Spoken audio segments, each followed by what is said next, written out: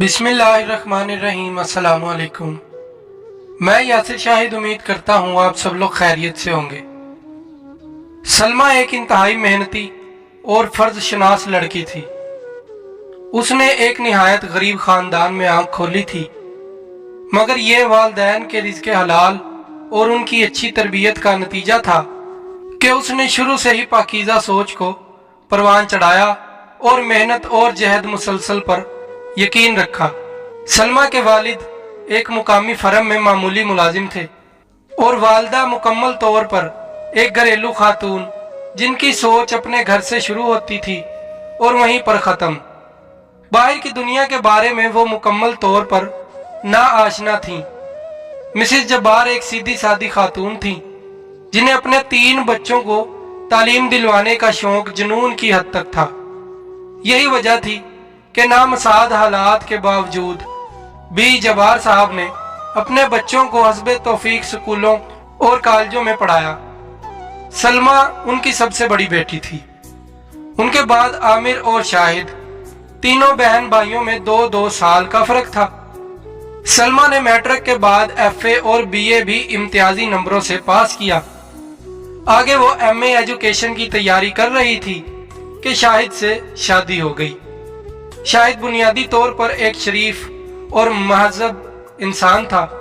उसने सलमा के साथ बहुत अच्छा सलूक किया और वक्ती तौर पर उसे भी यही महसूस हुआ कि उसकी तकलीफों के दिन कट गए हैं। मगर जल्द ही उसे अपनी खुशफहमी का एहसास हो गया जब उसके ससुराल वालों ने अपने रंग दिखाने शुरू कर दिए। उसकी सास और एक ननद ने सही मानों में उसका नातका बंद कर दिया। सलमा ना सिर्फ पढ़ाई में अच्छी थी, बल्कि उसकी अम्मी ने उसे घर गृहस्थी के रमूज भी बखूबी सिखाए थे। खानादारी, सिलाई कढ़ाई, सलीका गर्ज, हर शोबे में वो ताक थी। मगर उसके ये असलूब सास, नंद और हत्ता के देवरों को भी कतई नजर न आते थे, बल्कि वो वक्तन फवक्तन उसे बदसलीका, जाहिल, गवार और गरीब जैसे अलकाबात से नवाजा जाता था। उसे इस बात पर हैरत होती कि उसने अपने वालिदैन और असातिज़ा को यही कहते हुए सुना था कि तालीम ही असल दौलत है, रुपया पैसा तो आनी जानी चीज है, तो फिर उसे गुर्बत का ताना क्यों दिया जाता है। आहिस्ता आहिस्ता उसे इस बात का एहसास होना शुरू हुआ कि इस माशरे में जिंदा रहने के लिए दौलत की अहमियत भी अपनी जगह मुसल्लिम है, लेकिन यह उसके वालिदैन की पाकीज़ा तरबियत और रिज़्क़े हलाल का नतीजा था कि दौलत के हसूल के लिए उसने कभी भी गलत रास्ते के बारे में नहीं सोचा था। कुदरत ने भी उसे अपनी हालत को बेहतर बनाने में मदद दी। सच कहते हैं कि नीयत नेक हो और इंसान का अज़म सच्चा हो तो अल्लाह ताला गैब से ऐसी अमदाद मुहैया करता है जहां से उसे गुमान भी नहीं होता। एक दिन सलमा की एक पुरानी सहेली उसे मिलने आई। उसकी हालत देखकर और खास तौर पर उसके ससुराल वालों का रवैया देखकर उसे बहुत अफसोस हुआ। सलमा भी उससे सच को छुपा न पाई और उसने रोते हुए अपनी तमाम दास्तान गम उसे सुना डाली। रजिया उसकी हमदर्द सहेली थी। उसने मशवरा दिया कि वो अल्लामा इकबाल ओपन यूनिवर्सिटी के फासलाती तालीम की सहूलत से फायदा उठाए और अपना MA मुकम्मल करे। इस तरह वो घरेलू काम भी कर सकेगी और अपनी तालीम भी बढ़ा लेगी। चुनांचा उसने कुछ बचत करके और अपने शोहर की रजामंदी से वहां अप्लाई कर दिया। सास को पता चला तो उसने आसमान सर पे उठा लिया कि अब घर का काम कौन करेगा, घर की जिम्मेदारी कौन उठाएगा। तो शाहिद ने उन्हें समझाया कि इस निज़ाम में सलमा का यूनिवर्सिटी जाना जरूरी नहीं, इसलिए वो घर के कामों को भी सरंजाम देती रहेगी। सलमा सिलाई कढ़ाई में तो माहिर थी ही, अल्लाह ने उसकी एक और तरीके से भी मदद फरमाई।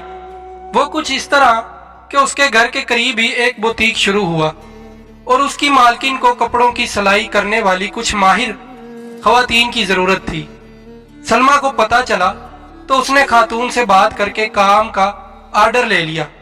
घर की सिलाई मशीन पर उसने मोटर लगवा ली और साथ ही उसकी अच्छी तालीम और रिकॉर्ड की वजह से करीबी पोश इलाके के कुछ बच्चों ने उससे ट्यूशन लेनी शुरू कर दी। اس نے انہیں اتنے اچھے طریقے سے پڑھایا کہ وہ اس کے گردیدہ ہو گئے۔ جب اس کی ساس اور دیوروں نے دیکھا کہ وہ گھریلو کام کرنے کے ساتھ پیسے بھی کما رہی ہے تو انہوں نے سختی بھی کچھ کم کر دی۔ وہ لالچی لوگ تھے۔ شاہد کے علاوہ دونوں دیور پڑھائی میں بالکل پیدل تھے۔ سلمہ نے ان کو پڑھانے کی بہت کوشش کی مگر وہ بگڑ چکے تھے۔ اسی طرح اس کی نند بھی میٹرک کر کے گھر میں فارغ تھی اور اسے سارا دن تیار ہو کر ٹی وی دیکھنے کے علاوہ اور بھابھی کی شکایتیں لگانے کے علاوہ کوئی کام نہ ہوتا تھا۔ سلمہ کی ماں جب یہ ساری صورتحال دیکھتی تو اسے بہت رنج ہوتا مگر پھر شاہد کی شرافت اور اس کے حسن سلوک کو دیکھتے ہوئے اسے کسی حد تک صبر آ جاتا اور وہ اپنی بیٹی کے اچھے نصیبوں کی دعائیں کرتی ہوئی چلی جاتی۔ شادی کو 2 سال گزر گئے۔ سلمہ کو گود ابھی تک خالی تھی اور اس کی ساس کے چلائے ہوئے نشتروں میں اس کے بانجھ ہونے کے طعنوں کا اضافہ بھی ہو چکا تھا۔ اسی دوران اس کا ایم اے بہت اچھے نمبروں سے پاس ہو گیا تھا اور اس نے اسپیشلائزیشن کے لیے آگے اپلائی کر دیا۔ شاہد کی بھی پروموشن ہو گئی۔ سلائی اور ٹیوشن کا کام بہت بڑھ گیا تھا مگر سلمہ کو جیسے اللہ نے آہنی حوصلہ دیا تھا۔ وہ چپ چاپ اپنے سسرال والوں کے مظالم برداشت کرتی اور اپنی ساری کمائی ان کے حوالے کر دیتی۔ شاہد یہ سب کچھ دیکھتا مگر ماں بہن اور بھائیوں کے آگے بولنے کی ہمت اس میں نہ تھی۔ گھر کا بوجھ کم کرنے کے لیے اس نے بھی شام کو ایک فیکٹری میں جانا شروع کر دیا تھا۔ اسی دوران حکومت کی طرف سے سکولوں کے پرنسپل اور سینئر اساتذہ کی خالی نشستوں کا اشتہار اخبار میں چھپا۔ تجربہ نہ ہونے کی وجہ سے سلمہ پرنسپل کی سیٹ کے لیے تو اپلائی نہ کر سکی مگر اس نے سینئر ٹیچر کی پوسٹ کے لیے فارم جمع کرا دیا۔ ساتھ ہی اس کا ایم فل بھی مکمل ہو رہا تھا۔ اسے منتخب ہونے کی نوید مل گئی مگر اسے جو سیٹ ملی وہ سندھ پنو عاقل میں تھی۔ اس نے اپنے شوہر سے بات کی اور شاہد نے کچھ تگ و دو کے بعد اپنے گھر والوں کو آمادہ کر لیا۔ ان لوگوں کو محض پیسے سے غرض تھی اس لیے کچھ پسو پیش کے بعد وہ مان گئے۔ شاہد نے اپنے گھر والوں کے علم میں لائے بغیر اسی علاقے میں ٹرانسفر کی کوشش کی اور اپنے افسران بالا کی منت سماجت کرنے کے بعد اپنی ٹرانسفر کرانے میں کامیاب ہو گیا۔ خدا نے جیسے ان دونوں کو صبر اور اچھی نیت کا ثمر دیا۔ جیسے ہی وہ دونوں پنو عاقل شفٹ ہوئے سلمہ کی گود بھی ہری ہو گئی۔ 5 سالہ تجربہ مکمل ہونے پر اس نے پرنسپل کے لیے درخواست دی اور تحریری امتحان بھی پاس کیا۔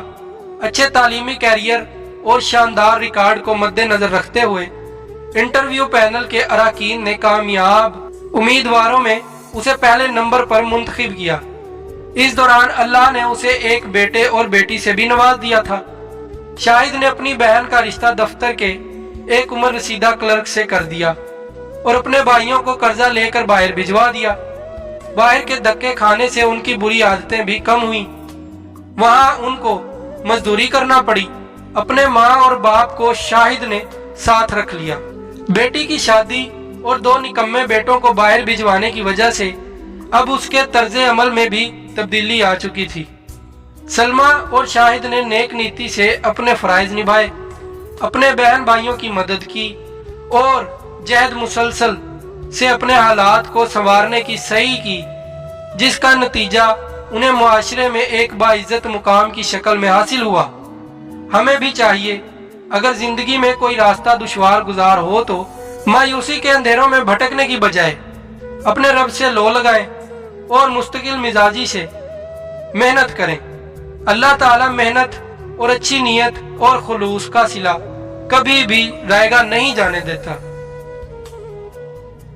اگر ویڈیو اچھی لگی ہو تو ویڈیو کو لائک، شیئر، کمنٹ، چینل کو سبسکرائب اور بیل آئیکن کو لازمی پریس کر دیں تاکہ آنے والی ہر ویڈیو کا نوٹیفیکیشن سب سے پہلے آپ تک پہنچ سکے۔